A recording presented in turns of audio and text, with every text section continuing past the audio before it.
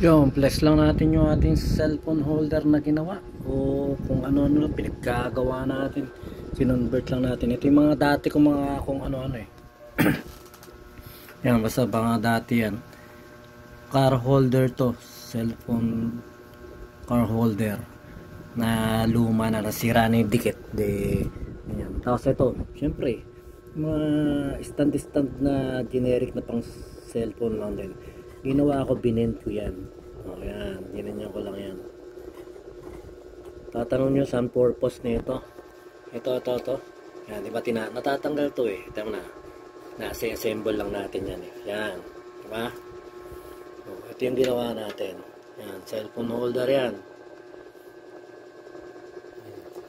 Basic na basic lang yan. Siyempre yung mga patapon na pwede pa natin magamit dahil nga tamad tayo.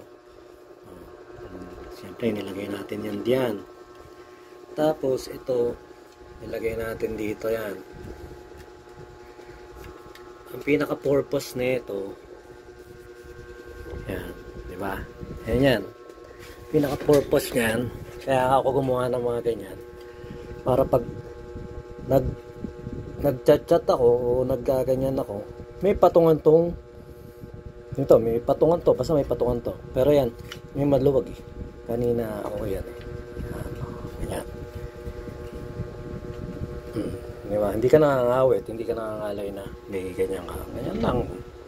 Tapos habang nagpa-practice ka, habang nag-ganyan ka. Kunyari, may client ka na isa. Wala eh. Inip tayo. I-share ko na lang din yung mga pinagkagawa ko. Wala akong makitang ganito eh na sa Shopee.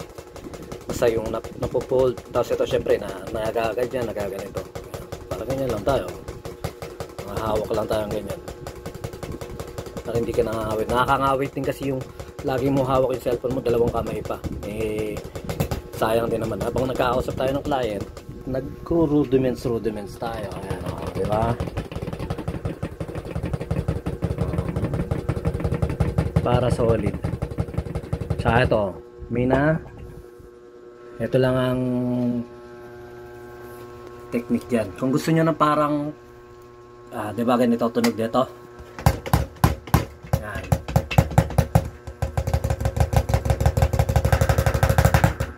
Gusto nyo nang umingay ng konti, nilagyan ko lang ng syempre karton lang yan o ano, basta may pandikit lang yan.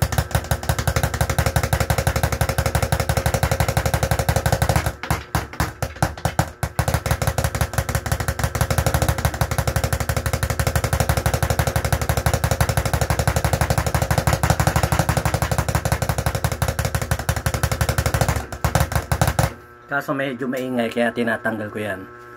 Yan, double sided tape lang yan. Tapos isang ganito lang oh. Tinanggal ko nina doon sa loob, masyadong maingay eh. Basta may nilagay ako doon sa dating video na ano. Yan, ganyan lang ako. Pero kung gusto ko siyang marinig ng talagang ano, marinig ng malakas, nilalagay ko yun. Okay, yan ang ating